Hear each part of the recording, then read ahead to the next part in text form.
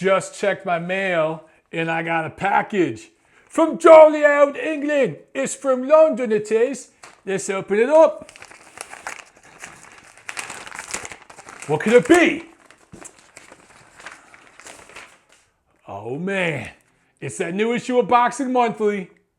One for me, one for Tiffany. You know what? Two for me. Tiffany ain't here. That's right. Two for me. I'm Michael Montero for Boxing Monthly. You're watching the Neutral Corner for the week of April 8th.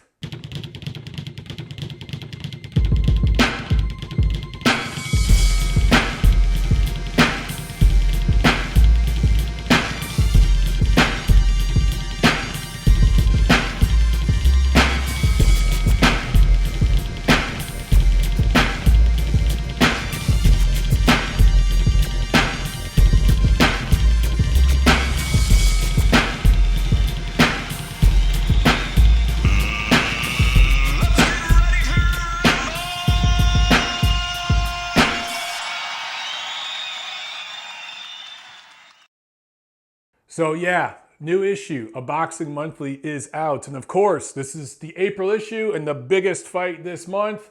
Biggest heavyweight fight we've had in years. The former champion, the former last great heavyweight, if you will, Vladimir Klitschko against his heir apparent, Anthony Joshua. If you think about it, this was the fight that never really happened in the last generation. You know, Lennox Lewis was the last great heavyweight. He fought Vitaly Klitschko and had a really, really good fight. Everybody wanted to see that rematch. But the heir apparent was Vladimir Klitschko. He became the next great heavyweight. And those two never fought. Of course, Vladimir Klitschko had a loss. I believe it was to Corey Sanders. And that kind of, thwarted his, or stalled his train. But for Anthony Joshua going up against Vlad, loved this fight. There was massive, massive hype for this fight. The rumors going around on social media are that some of the tickets to that fight are selling for over $40,000 through the secondary market, of course. So that is a very, very hot ticket. And we still don't know which network here in America is going to be showing it.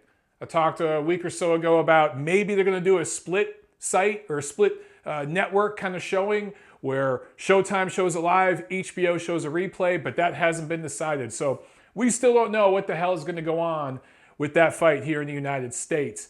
But a ton of news and notes to talk about this week. A lot of stuff going on in the sport of boxing. So it's going to be a long episode. Buckle up, grab a drink or something, and get ready for a lot of boxing talk. Let's get into some news and notes. Oh, for those of you who have been asking about it, my piece that I did on VADA, the Voluntary Anti-Doping Association, is going to be in the May issue. So next month's issue of Boxing Monthly, for those of you who've been asking about that, will be in next month's issue. So look for that next issue of Boxing Monthly. But, okay, as I mentioned, a lot of stuff to talk about, all right? So let me plow through this. Of course, the big news that came down recently, the rematch between Andre Ward and Sergey Kovalev is official. It's on July 17th, Mandalay Bay, not the T-Mobile Arena. So still in Las Vegas, still HBO pay-per-view here in the States, but it's going to be at Mandalay Bay, which has about 2/3 the seating capacity of T-Mobile Arena. I think it's actually less than that. Makes sense. And I think if as long as they don't price these tickets insanely crazy, and I don't think they will, because just a month prior to this fight will be the Canelo Chavez fight, which the tickets are crazy expensive for that one. It would be really, really stupid for the parties involved to overcharge for this fight. A June fight in Vegas, Vegas starts to get hot around that time. They should price this reasonably. If they do, I think it sells out. 12,000 seat arena, I believe, the Mandalay Bay. And it's a nice venue, so I think they'll sell that out. Will it do more pay-per-views than the first one? I don't know. As far as what I'm hearing so far, as far as undercard, the co-main will feature Guillermo Rigondeaux in a mandatory defense. The last time Guillermo Rigondeaux was on a pay-per-view event here in the States, didn't go so well. And that was also in Las Vegas. I believe that was on the Canelo Cotto undercard. And man, that was a horrible, horrible fight. So that's gonna hurt. But it'll be interesting to see. I'm going to talk a lot more about this fight in the next couple months as it gets closer and some of the details are coming out. For those of you who have asked about VADA testing, both of these guys are being tested in VADA. It was mandated in the contract they signed back in 2015. This rematch was mandated, but also one of the stipulations was that they would both do this drug testing for a certain amount of time, and I believe that's already started. So any rumors you hear about drug testing and all this, put that to bed. Andre Ward, Sergey Kovalev, clean fighters. Now, I may have some issues with some of the personalities involved in this promotion. I just did a rant video talking about some of that. I'm sure we'll be talking about more of that in the coming months. But as it stands right now, no official prediction yet from me, okay? But considering the politics involved, even the way the rematch was done, the way the announcement of the rematch was done, nobody could announce this rematch until Andre Ward posted about it on social media. One side of this promotion has already kind of had to get on their knees and beg the other side of the promotion to get it to happen.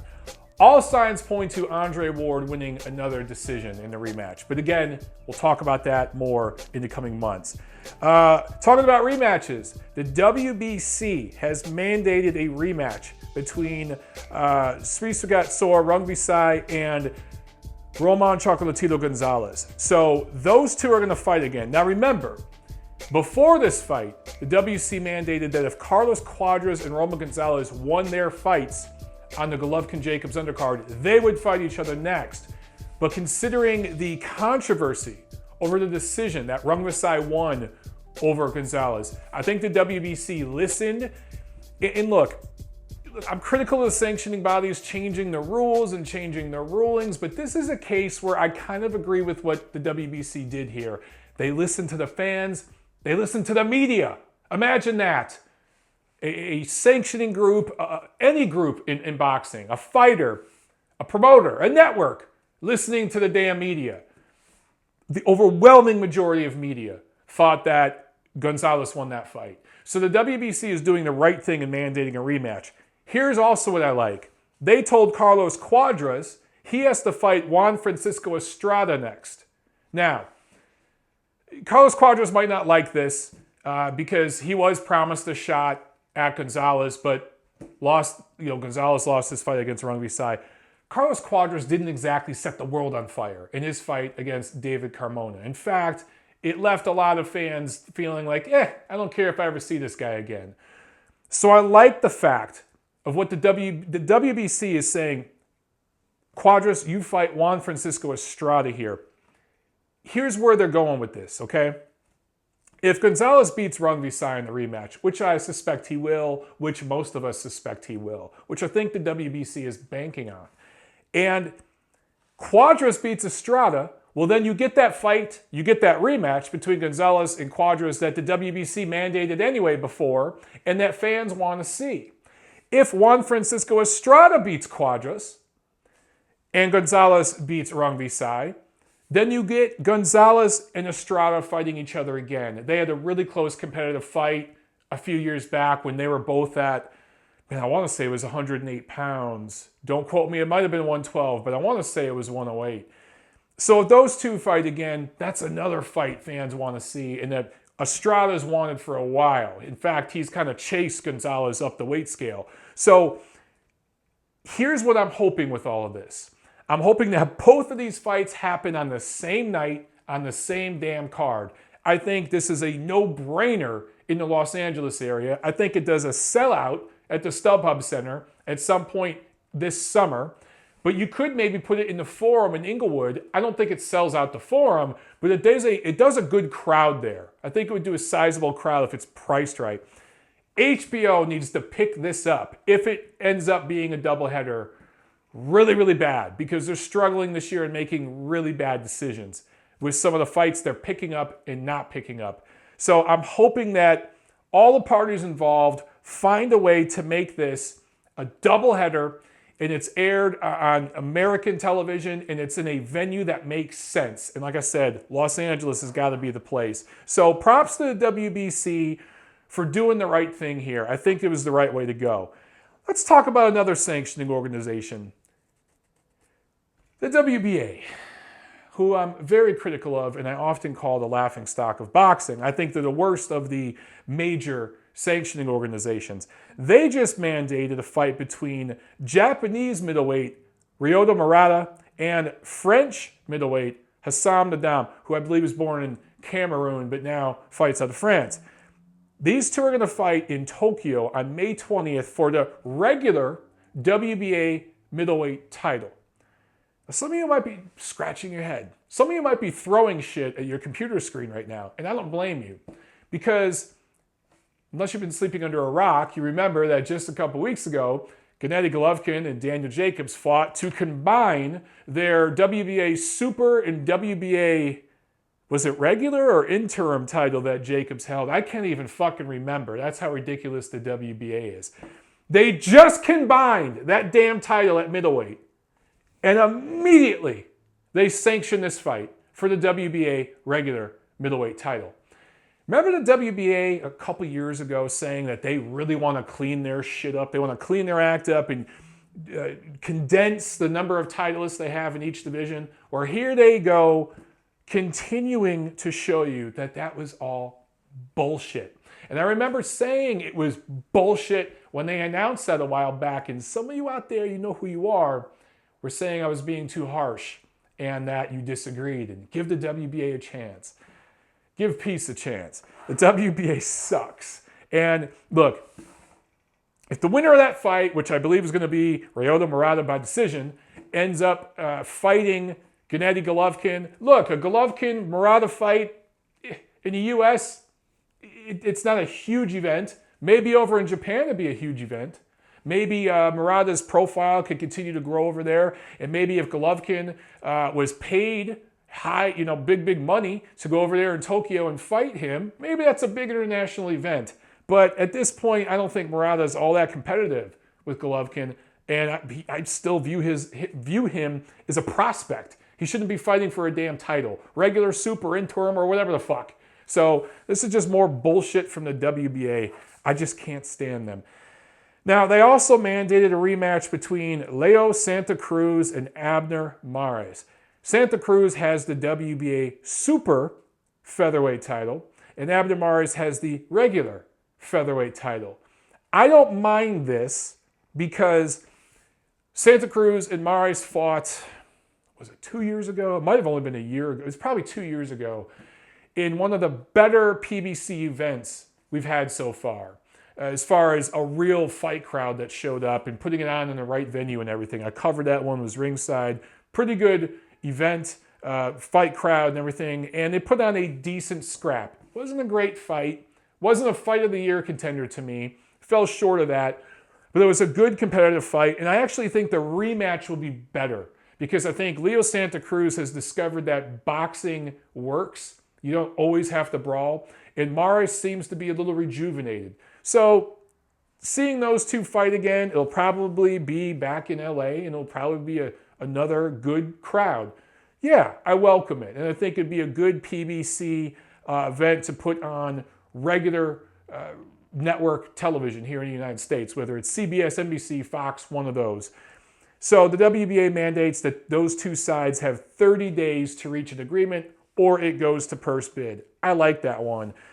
WBC is also flirting with the idea. I don't know if this is official yet, but I think they're going to mandate that Oleksandr Gvozdyk, should he be successful this Saturday, and I'll talk about that fight, we'll preview that obviously later on in the episode. Should he be successful, they will put him up in an eliminator fight for the right to go up against Joe Smith Jr. I like that too if it happens. Joe Smith Jr., though, still doesn't have a dance partner. Last fought when he beat Bernard Hopkins last December, I want to say. Doesn't have a fight scheduled yet. We're into the second quarter of the year. You got to figure that nothing's going to be scheduled for this quarter because he's not in a training camp right now. So he's not going to fight until the earliest, the third quarter of 2017. Look at Bash Al Heyman for his fighters not fighting often enough. Joe DeGuardia and Joe Smith Jr., what the fuck are you guys doing? Your fighter was the story of American boxing in 2016. The breakthrough performer, if you will.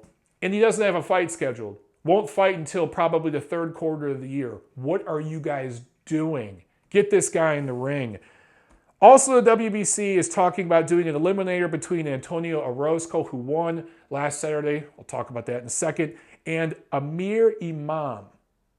I like that matchup. Like that matchup a lot. So I like some of the things the WBC is doing. I like mixed feelings about some of the things the WBA is doing. Let's see, what else do I want to talk about? If you haven't had a chance to check out Chris Mannix's boxing podcast, this is a guy who used to write for Sports Illustrated. I don't think he does anymore, but he was the last boxing writer for Sports Illustrated, which is a publication that used to be great here in America. It's a shell of itself now. It's a pile of shit these days. But Chris Mannix does a boxing podcast now. He had promoter Lou DiBella on there. And, you know, Lou gets heated. He yells. He screams. I can understand. I do the same thing sometimes. They had a good discussion and some good rants on that podcast. Check that out. Check out that episode. Because, look, whether you love Lou or hate Lou, and look, I think that Lou does some great things. I think that Lou speaks his mind and says some truths that need to be said. I also think Lou can be hypocritical sometimes, and I don't agree with everything he says. But all in all, he does seem to be a guy that cares about boxing and cares about his fighters and the health of this sport. And when he worked back at HBO, he did some great things, man. So he knows what he's talking about. When he talks, he's one of those guys, whether I agree with everything he says or not, when he talks, I listen. So check that podcast out. Also, Luis Ortiz, Cuban heavyweight, signs with Al Haymon. What does this mean? Briefly was with Golden Boy Promotions, then there was the Eddie Hearn thing, now it's the Al Haymon thing. Look, this guy, as soon as he starts to get some momentum going, he changes. So I don't know. Look, I don't know how the whole deal works out. If he's with Al Haymon, is he still promoted by Eddie Hearn, or is he no longer with Hearn and only with Al Haymon? Is he strictly a PBC guy now? I don't know. Ultimately, what I think this spells is hopefully Ortiz fights Deontay Wilder.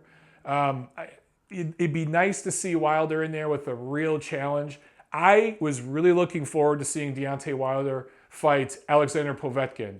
And when that fight fell through for all the reasons it fell through I was really disappointed. And I just, if we can see Luis Ortiz, even though he's probably turning 50 next week or something, fight Deontay Wilder, I think that'd be great. Anthony Joshua, would have been great to see Anthony Joshua against him, but as you can see, he's got other fish to fry right now, much bigger fish to fry than Luis Ortiz. So we'll see what happens with Ortiz and Al Haymon. Who knows, man? Maybe on next week's episode of The Neutral Corner, I'll be telling you Luis Ortiz signed with somebody else. Don't be surprised if that happens. All right, let's talk about some fights coming up. So Manny Pacquiao and Jeff Horn apparently is back on. And it looks like it's going to be June or July in Australia. So I remember doing a rant video about this when it was originally talked about months ago. And then it turned into possibly Amir Khan. And then there was all these rumors about the money, the United Arab Emirates, people putting up money, these shadow investors, which is always bullshit. It's fake news. Every year we hear rumors about a fight going there. It never happens. Now the Kevin Horn fight's back on. So, as I said in my rant video, which I'll probably retweet this week because I guess it's relevant again, the Jeff Horn fight makes sense in the sense that there's money in Australia. It'll do a good gate there. There's government money being put up. It's also Manny's mandatory for the WBA title he holds, so he gets that business out of the way. Maybe it helps build future business with a Keith Thurman fight or something like that. If that can happen later this year, I'd love to see something like that happen. I'd rather see him fight Terrence Crawford, but if Pacquiao doesn't want that and he thinks Keith Thurman's a more winnable fight, something like that would be great. The only way that this fight makes sense, though, for American boxing fans is if this fight is on regular cable. It might be too expensive of a fight to put on network television, like CBS or NBC or something. But if it's on regular HBO, makes sense. If there's a stream, if Top Rank streams it and charges maybe $10 or something like that, makes sense. Anything short of that, if this goes to pay-per-view and it's $70 for American fight fans to watch Manny Pacquiao and Jeff Horn, it is a massive, steaming pile of dog shit. Speaking of piles of dog shit, Miguel Cotto making his return. June 24th is supposedly the date. Regular HBO, not pay-per-view. But apparently the opponent will be Yoshihiro Kamagai. None of this is official, okay? But this is the talk. So they're talking about Miguel Cotto, June 24th, regular HBO against Yoshihiro Kamagai. And I think that what they're hoping on is that if that comes through, the replay between Ward and Kovalev, which would be the week before, would be a doubleheader along with this Cotto fight. And they're hoping that all that combined would do a good rating. Because HBO, their regular boxing this year has gotten bad ratings, man. They've been outperformed by the other networks big time. So they could use a good rating on a card. So look, I like Yoshihiro Kamagai. He is a hard worker. He has earned a high-profile fight like this. All things considered, regular HBO with Miguel Cotto's star power. It's not right around the Puerto Rican Day Parade, but it's a few weeks away from it. So it's usually around the time Cotto fights, right, in the summer. I don't hate this fight. And I'm going to be pulling for Kamagai to pull the upset big time. But he would be taking a quantum leap in opposition.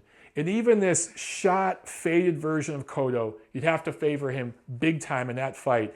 What I want to know is, why is HBO putting up money for a Miguel Cotto fight, which doesn't come cheap?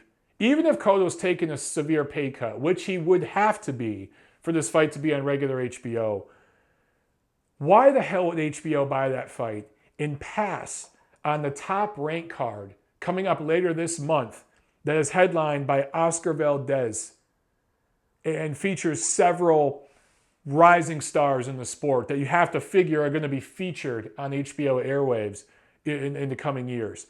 Why would HBO pass on a card like that, which is much cheaper, much more competitive, a bang for your buck, at least in the main event, and buy a fight like that? And it goes back to HBO's politics.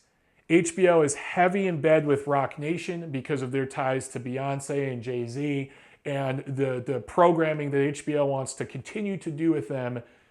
And Cotto, of course, promoted by Rock Nation. So that's all this is about. It's an obligation. And the people running HBO and HBO Sports right now do not have a long-term vision for boxing. They have a very short-term vision for boxing. I don't know if they're going to be doing boxing 5 years from now, to be honest with you. I'm starting to completely lose hope with what HBO is doing. It's really, really becoming pathetic. And they're really just becoming a premium cable version of MSNBC. That's pretty much what they are right now. All their shows suck. They barely have any boxing programming. All their good fights go to pay-per-view. So what the hell are they doing anymore? All right, one last fight that is done that I want to talk about. Adonis Stevenson. Remember him? The guy who was briefly the light heavyweight champion? I don't rate his championship anymore. Going up against New York fighter Sean Monaghan, May 27th in Nassau Coliseum. And this is going to be on Fox, so it's going to be on regular network television. I think it'd be prime time on Fox. This isn't official yet, but it's close to being done. Expected announcement very, very soon. Look, all things considered, Monaghan might be the best opponent Stevenson's had in a while, when you think about it. So, and the fact that it would be in New York, Monaghan's hometown fans are going to be out there. I think it'll be a good fan scene. Is this the best fight you can put on Fox television, though? In that premium, prime time spot? I don't know. I'd much rather see Adonis Stevenson fighting somebody else. I'd much rather see some sort of double header. If Joe Smith Jr., who I guess has graduated from those ranks, but I guess if he or somebody like that was in a co-feature or something, and maybe we knew the winner of those two fights are going to fight each other. And as far as I thought, Adonis Stevenson had a mandatory against Alvarez. What the hell happened to that? So Adonis Stevenson is one of those guys that I've just ceased to give a shit about. He's kind of like Billy Joe Saunders. Just don't care until he fights somebody that I care about. But all things considered, I think there'll actually be a fun, competitive fight. So that's it. Basically, did a whole episode on news and notes. A lot going on. And there's going to be more to talk about in the coming weeks. I think that things are finally starting to come together for the summer schedule in boxing. There's a little bit of a lull. We didn't quite know what fights were going to start to come together and when certain fighters were going to return. It's starting to come together now. So enough with that stuff. Let's get into a review of what happened last week. Last Saturday in Germany, the vacant WBC cruiserweight title goes to the young, undefeated Mairis Briedis of Latvia. He defeats Marco Huck, who really, really looked old. And like I said this before the fight, I favored Huck just if he didn't get old overnight. I favored him by decision. I just thought that he had more experience, but he had been in so many wars. He's older guy, been through it, taken a lot of punishment, and there was going to be one of these fights where he just kind of looked old, and that was this fight. Just couldn't get his punches off, was always a step behind. Briedis just got his punches off quicker, and he was always first, always first. Wins by the scores of 118, 109, 116, 111, 117, 110. I thought the 118, 109 score was pretty much on point. I don't even think this fight was competitive.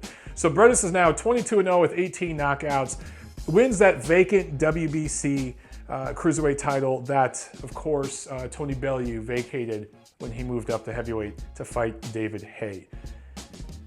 I like Briedis, but I don't know if he is a top cruiserweight yet. I don't know if I'm ready to anoint him as one of the top guys. I think that somebody like Oleksandr Usyk is just a level above, right? And there's other guys that I would just favor over him right now. Good win. He has a title. Expect him to go home, make a defense in his home country at some point this summer. If I was him, I would stay busy. Fight again this summer, defend that title, cash in. Maybe fight again against a mandatory or something like that late in the year in your home country. A couple of those fights, but early next year, after you've gained, look, only 22 pro fights, give them some time, have a couple more fights this year to, bank off this big win for him, fine. But early next year, that first fight in 2018 needs to be a unification fight. I want to see him against one of the other cruiserweight titleists. Cruiserweight is a good division. The top guys need to fight each other more. That division has been owned by the German promoters. It's been owned in Germany, and recently we've seen some of those titles changing hands. The German promoters no longer have their stranglehold on it. I'm loving that. I want to see that division get unified, and I want to see it get out of Germany a little bit. Not to bash the German fans and all the German promoters that support boxing, because it's a big market for boxing. But I just feel for years there's been a stranglehold on that division. And we weren't necessarily given clarity because the guys with all the titles weren't always fighting each other. We're starting to see it now. We're starting to see some of the old mold break up and some of the new guns, rise up. I still think Oleksandr Usyk is the best young new fighter in that division, and I think he's going to own it pretty soon. But I want to see them all fight each other, right? So that's what happened over in Germany. Here in the United States in Las Vegas, there's a card on ESPN. This was the second Golden Boy Promotions broadcast on ESPN, their new deal with that network. Antonio Orozco scores a fourth-round TKO over Keandre Gibson. He is now 26-0 with 17 knockouts. Knocked him down in the 4th round before stopping him.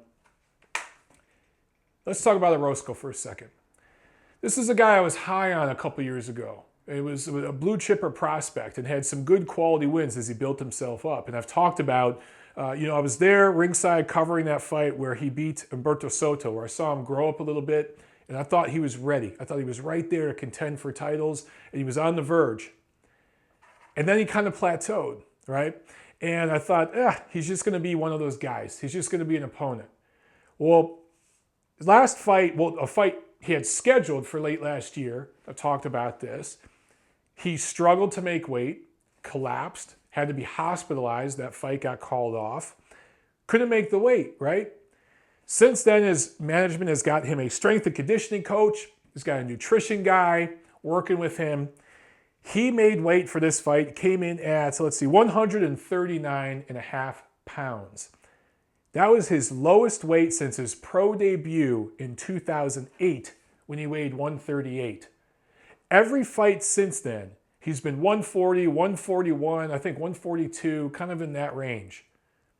Almost a decade later after that pro debut, at 138, he comes in for this fight at 139.5. There are a lot of old school guys in boxing. Some old school, like former fighters, old school trainers, promoters, those types of guys that think all this strength and conditioning stuff is bullshit. That all this nutritionist people, that's all bullshit. Right? Having your own chef is all bullshit. Well, guess what? Here's more proof. Antonio Orozco, it's not bullshit. This is the 21st century. And I hear a lot, a fighter just needs one guy, a trainer. The trainer is his manager, his strength and conditioning coach, his nutritionist, his chef. He's all those things. Bullshit. This is the 21st century. We know more than we've ever known about sports medicine and sports science. Every other sport, the athletes have this kind of stuff going on. Why shouldn't boxing? This guy right here, he had his own chef for years that would cook everything he ate in camp.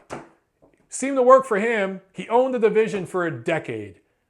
Several of these new age fighters are turning over to this. We just saw Daniel Jacobs hire Chris Algieri to do his cooking for him in camp. And look how good Daniel Jacobs looked in that camp. How good he looked on the scales. And how good he looked fighting the fight of his life against Gennady Golovkin. He went all 12 rounds. You only got to take Golovkin to 12-round distance in a high-profile fight like that. There is something to this shit, guys. It's not wacky pseudoscience. Antonio Orozco was having trouble making weight at 140, right? Now he makes weight easy. Now he's a player again at 140 pounds. This shit saved his career. You look at the 140-pound division. You got Terrence Crawford, who's the man, right? But he wants big money fights. He wants to move up to welterweight and fight Manny Pacquiao, or maybe at a catchweight or something with Manny Pacquiao. He wants to maybe go against some of those PBC guys. Maybe he'll try to get a fight with Keith Thurman or something like that. He doesn't want Orozco. So as soon as he leaves that division, it blows open again. You've got Victor Postol, who hasn't fought since losing to Terrence Crawford, right? He needs a dance partner.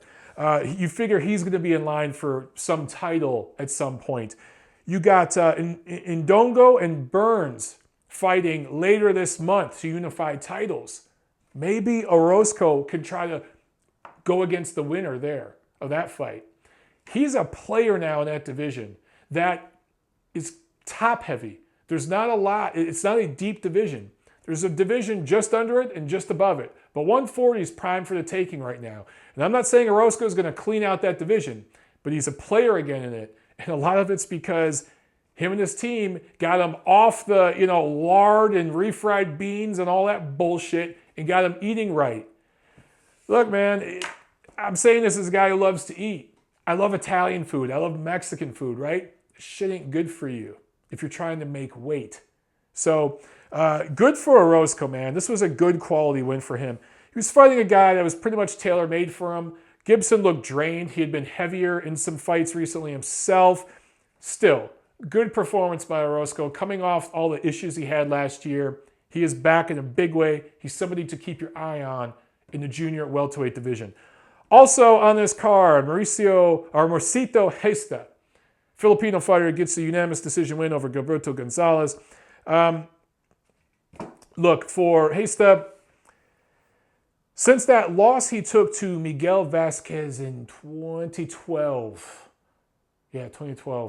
he's only fought 5 times now. 5 times. So he's one of those guys that I think will end up serving as a good opponent for elite level fighters or elite level prospects you're trying to build up. He's going to be that kind of guy. He's also going to be the kind of guy that will be good for title defenses and stuff like that, right? For elite level fighters. But I just don't see anything here that tells me this guy's ever going to be a champion. Just, it isn't there. Good quality fighter, good gym fighter. You're going to get great sparring and stuff like that if you're an elite level fighter and you bring that guy into camp. And he's going to make for good quality TV fights.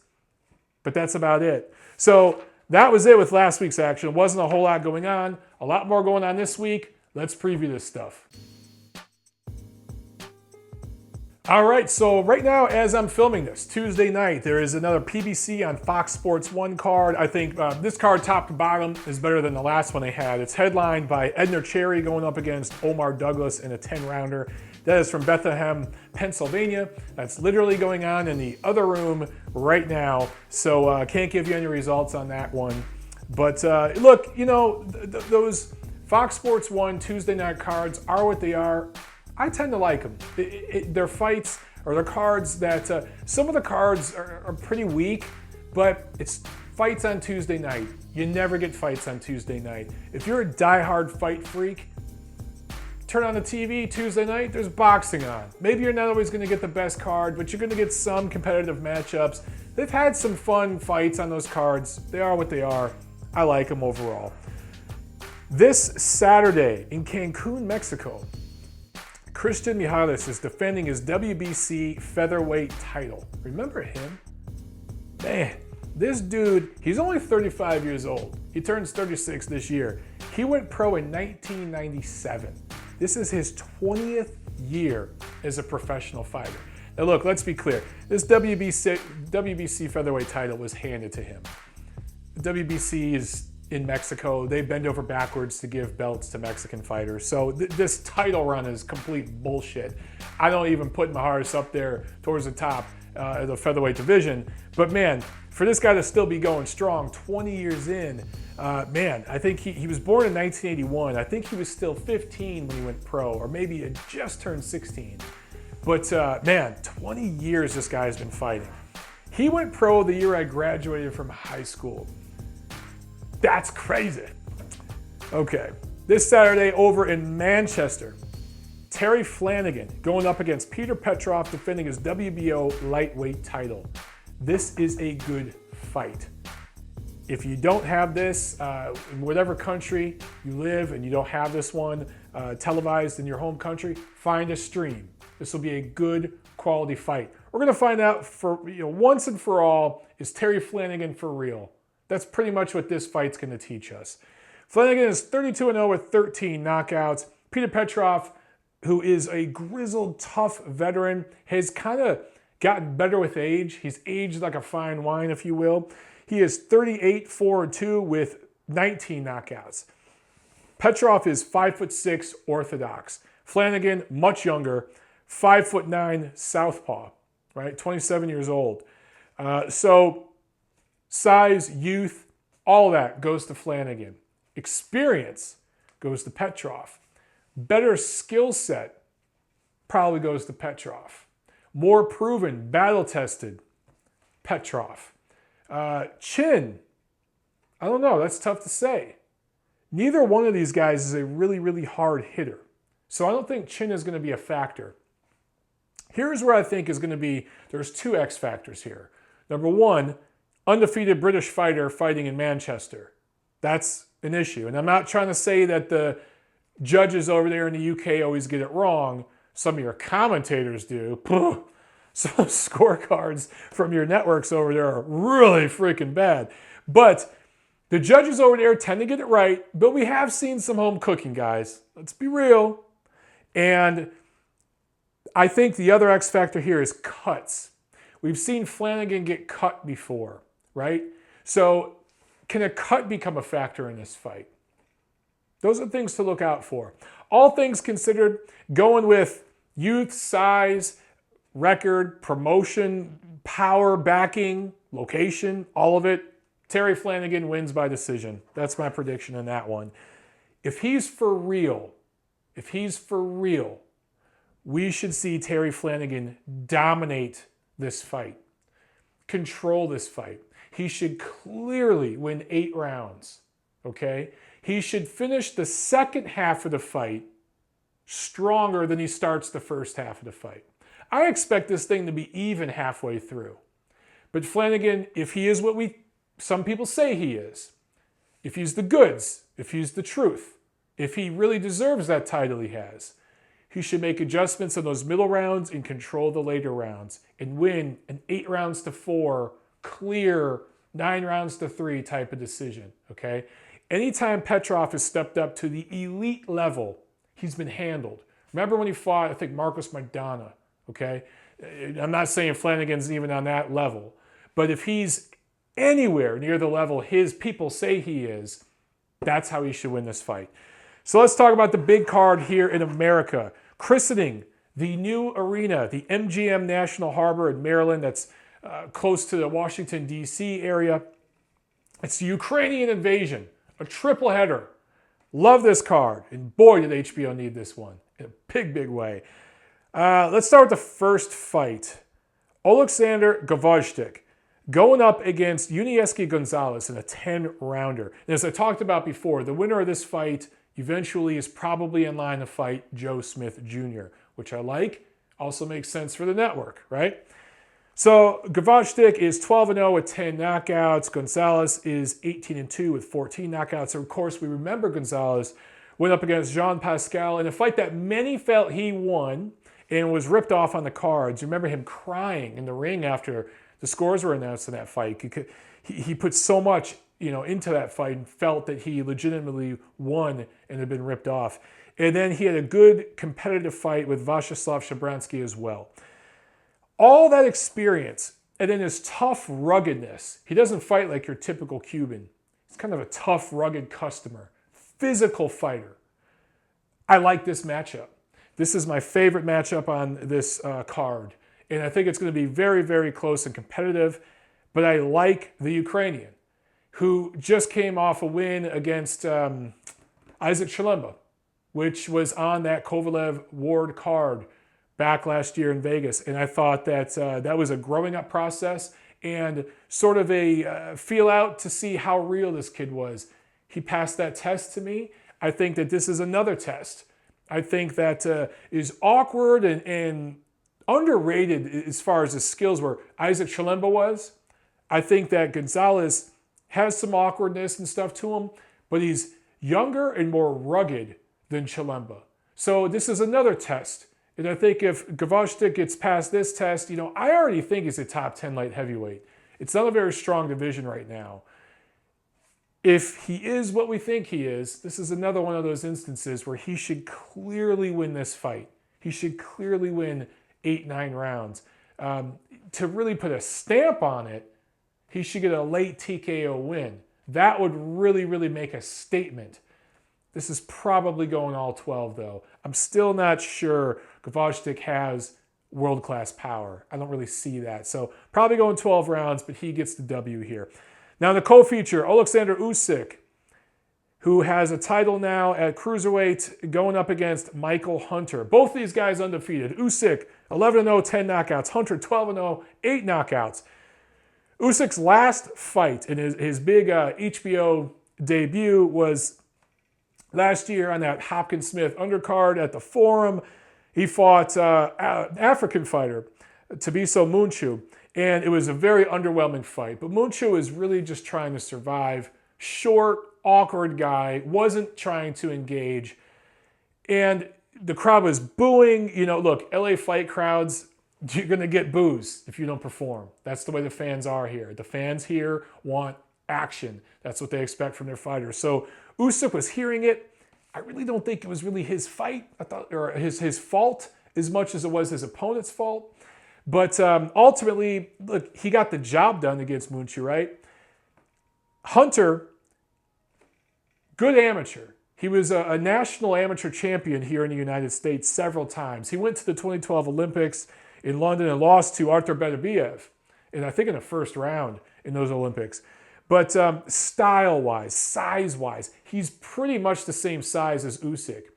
I think that style-wise, he'll probably try to stink it out in the early rounds, but he's going to be much easier to find for Usyk. And I think that we're going to see Usyk try to capitalize on that and score a mid to late round stoppage in this fight. It's a little bit of a moral victory if Hunter can go the distance. Either way, I think Usyk gets a victory here.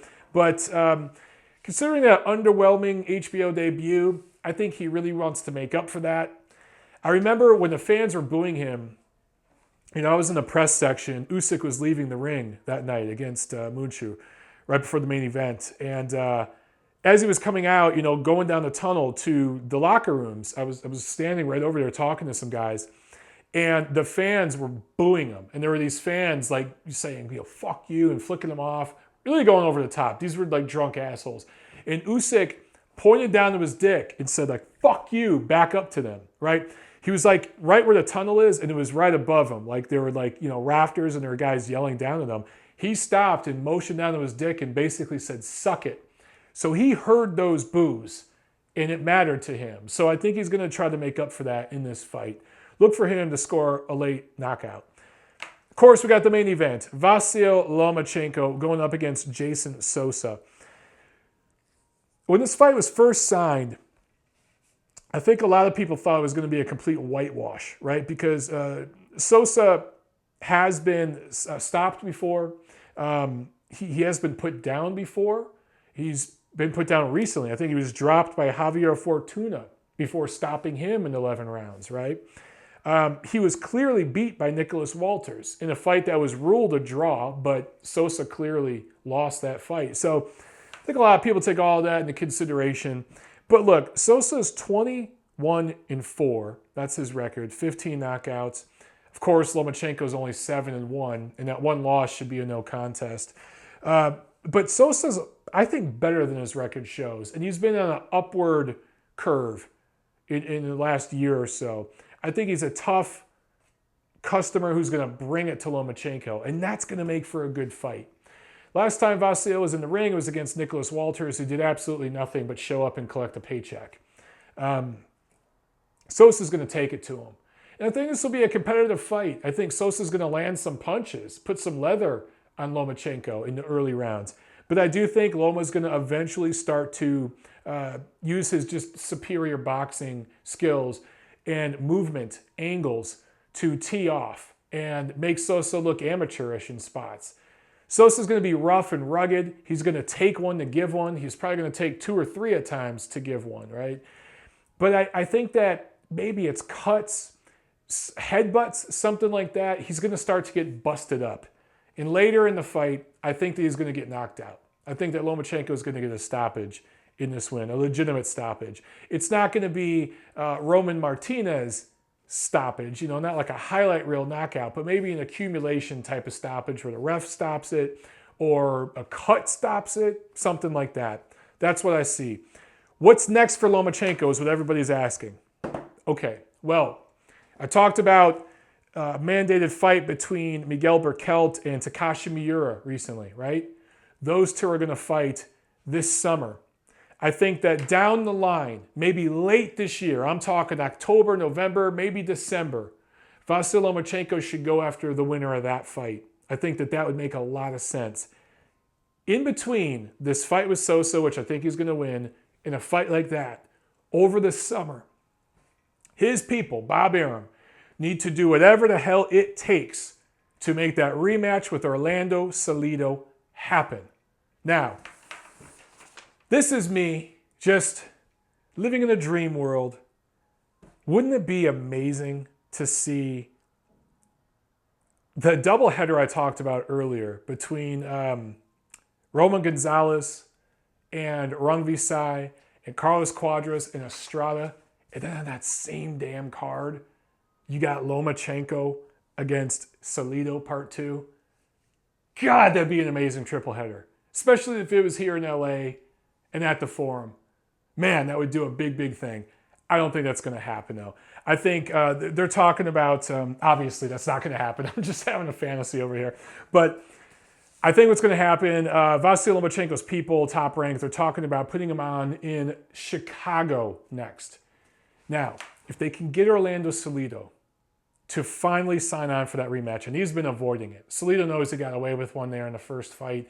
He knows he's probably going to get beat up pretty bad in this rematch. But ultimately, it's the right thing to do. And Lomachenko wants it. And it's probably the biggest money fight for Salido. That's why I say it's the right thing to do.